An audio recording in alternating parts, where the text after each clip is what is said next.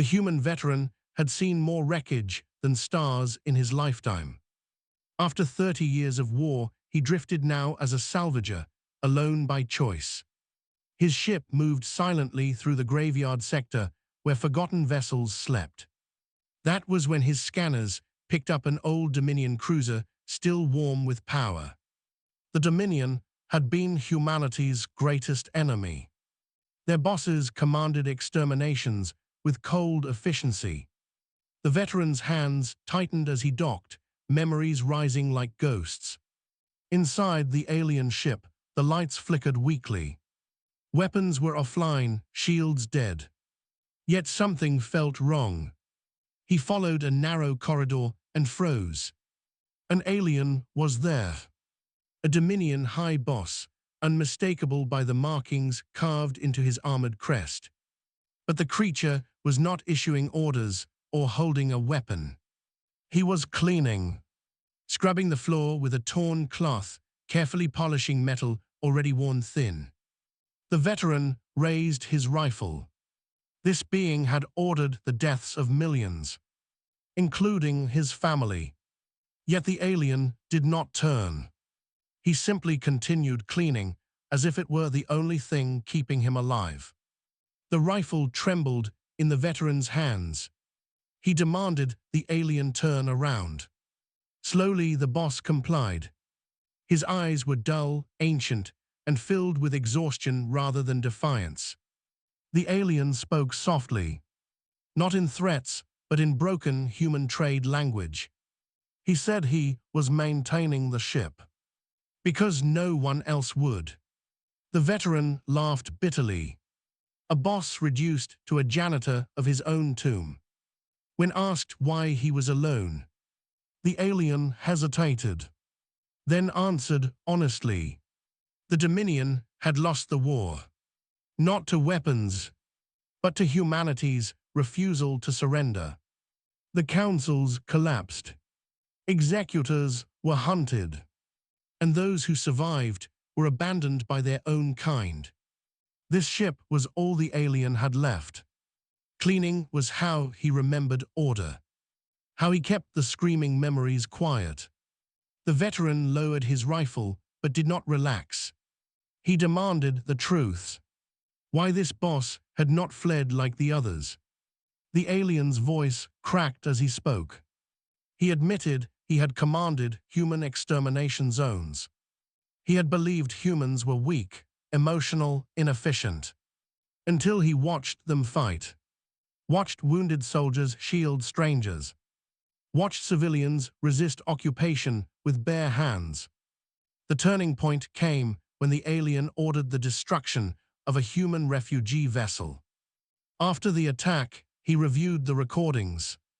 Children singing to stay calm. Parents telling stories as the hull broke apart. No panic, no begging, only love. The alien said that sound never left him. He resigned from command that day, which in the Dominion was a crime punishable by erasure. He fled before they could erase him, and spent every cycle since cleaning blood he could never truly remove. The veteran felt his anger unravel into something heavier. He remembered his own daughter singing during blackouts. The same melody the alien described. The boss dropped to his knees, not in fear, but in shame. He said humans were not weak. They were terrifying, because even in extinction they chose compassion. The alien wept openly, tears cutting paths through dust on his face. He said he did not deserve forgiveness, only the chance to remember what he had destroyed. The veteran realized then that killing him would be easy, but it would not bring peace. Instead, he deactivated his rifle and sat beside the alien on the cold metal floor. Two survivors of opposite sides, united by loss. When the veteran left the ship hours later, he transferred supplies, power cells, and medical kits. The alien asked why. Why help a monster? The veteran answered quietly, Because humans end wars by surviving them, and by choosing mercy when vengeance is easier. As his ship pulled away, he looked back at the Dominion cruiser, lights glowing a little brighter. Inside, an alien boss continued cleaning.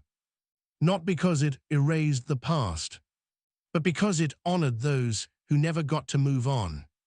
And somewhere among the stars, a human proved once again why you do not mess with humanity. The veteran did not expect to return. Yet 3 cycles later, his ship drifted back into the graveyard sector. Not because of duty, but because some memories refused to stay buried.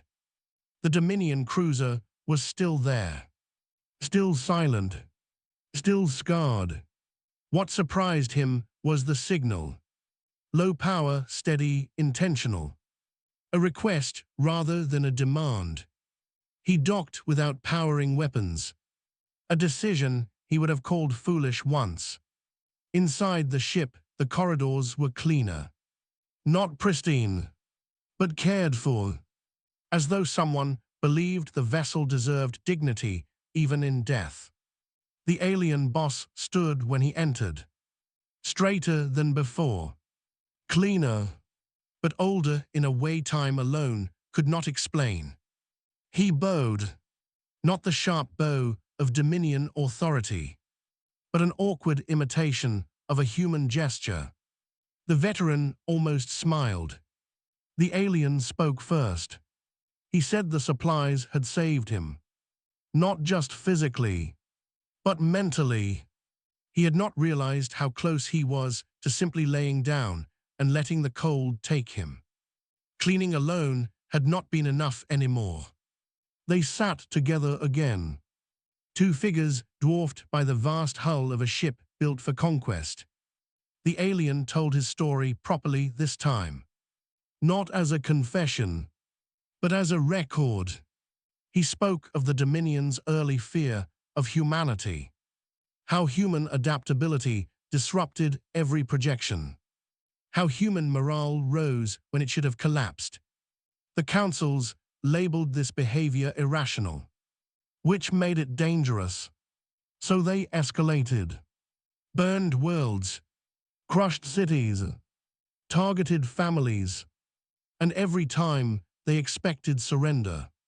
Humans responded with resistance layered over grief. The alien admitted something then. Something he had never said aloud. Not even to himself. The Dominion did not lose the war because humans were stronger. They lost because humans refused to become monsters. Every atrocity hardened Dominion resolve, but fractured their own people, while every loss carved humanity into something unbreakable. The veteran listened in silence, feeling the familiar ache behind his ribs, the place where rage used to live. The alien asked him why humans fought so hard when logic said extinction was inevitable. The veteran answered without thinking, because someone has to stand in the dark and say no. That answer seemed to shake the alien more than any weapon ever had. Over the following days, they worked together, not as allies, not as friends, but as caretakers of a shared scar. They repaired life support, redirected power, stabilized failing bulkheads. Manual labor has a way of equalizing rank, of stripping history down to effort and breath. During one repair, the alien's hand shook uncontrollably, a trauma response triggered by the echo of cutting tools. The veteran stopped without comment, sat with him until the shaking passed. No speeches, no forgiveness spoken, just presence. That was when the alien broke completely. Not loudly, but in the slow collapse of someone who has carried guilt too long. He said he remembered every order he gave, every name translated into a number, every report stamped approved. He said Dominion leaders taught them empathy was a flaw, a weakness to be carved out. But humans had proven the opposite. Empathy was not softness. It was endurance. The alien asked a question he had feared since their first meeting.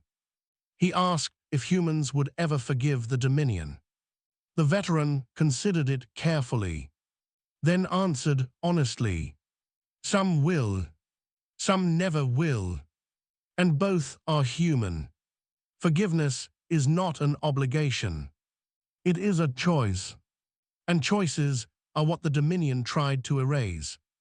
That night, the veteran dreamed for the first time in years. Not of war, but of quiet. He dreamed of a small ship drifting beside another. Neither armed, neither alone. When he woke, the alien was already cleaning again. But now he hummed softly, a broken echo of a human song. Before leaving, the veteran transmitted coordinates, not to a military channel, but to a humanitarian relay. He labeled the signal simply, "Non-hostile survivor," requesting observation, not retrieval. The alien watched silently, understanding what that meant. It meant he would be known, observed, judged, but not erased. As the veteran departed for the final time, he felt lighter than he had since the war began. Not because the past was forgiven, but because it was acknowledged. Behind him, the Dominion cruiser became something new. Not a weapon, not a tomb, but a witness, a reminder drifting through space, that humanity's greatest strength was never its firepower. It was the unbearable courage to choose mercy and live with the weight of it.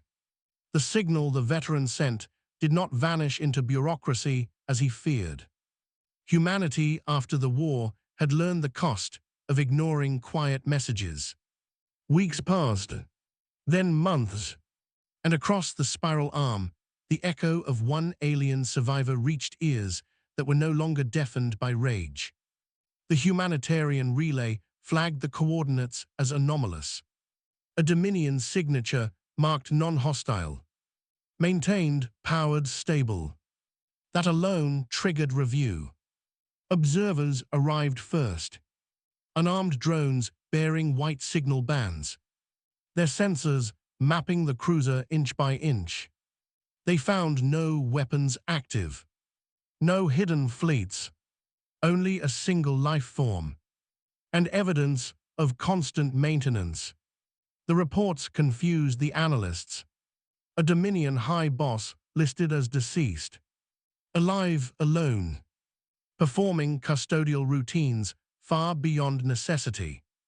The Human Council debated for 3 days, not about whether the alien should be destroyed, but about whether humanity was ready to be seen choosing restraint again. In the end, it was not generals who decided.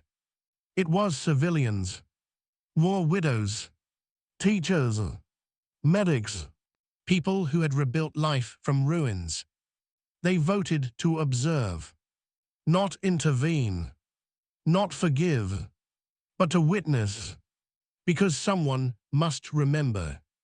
The aliens sensed the watchers long before they made contact, not through scanners, but through the subtle shift of silence.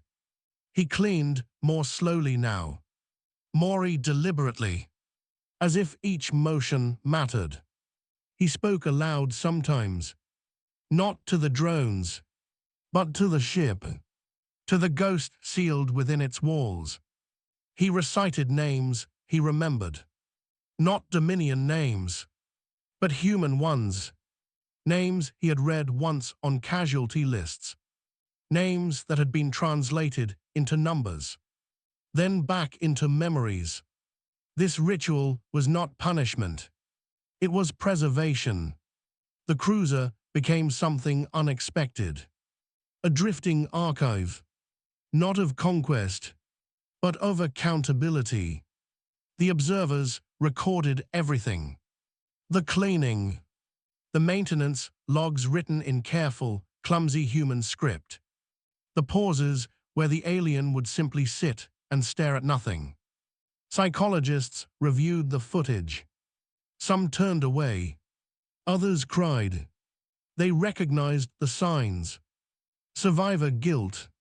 Moral injury. The same fractures they saw in human veterans.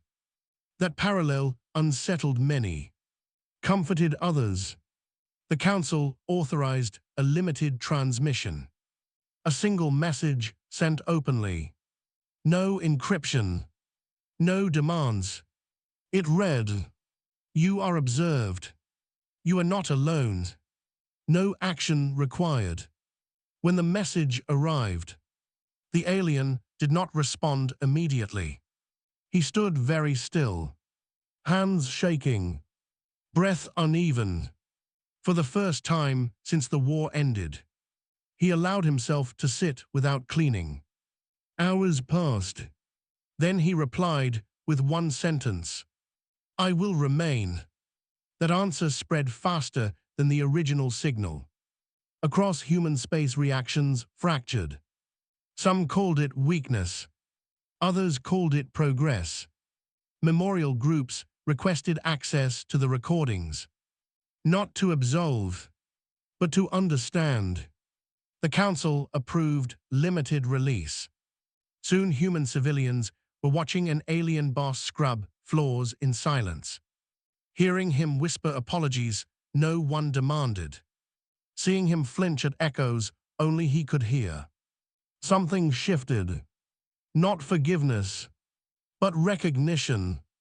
The war had not been monsters versus heroes. It had been choices versus obedience. The veteran watched the broadcasts from his own ship, docked far from the graveyard, living quietly for the first time. He did not feel pride, nor regret. He felt something rarer. Continuity. He recorded a message of his own. Not for the Council, but for the archives. He spoke of the day he boarded the cruiser, of the rifle he almost fired, of the silence that stopped him. He did not frame himself as merciful, only as tired. That testimony became required viewing for new mediators. A reminder that restraint often begins not with virtue, but with exhaustion. Years passed. The Dominion cruiser remained where it was. Maintained. Powered. A small island of intention in an uncaring void. Other species noticed. First quietly, then openly. Delegations arrived. Not to speak to the alien, but to observe humanity's response to him. They expected propaganda, control, execution disguised as patience. They found none.